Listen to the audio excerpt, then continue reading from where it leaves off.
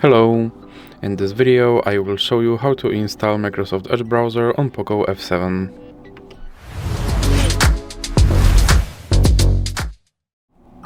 So you have to start by opening your Google Play Store, then click on search bar and type in Edge. Now click search and click install.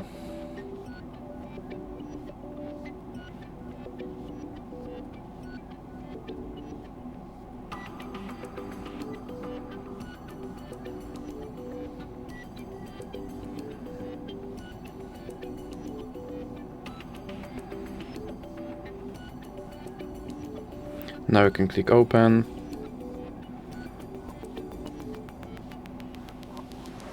And here you can set this browser as your default browser, or you can click not now, and you have to click confirm.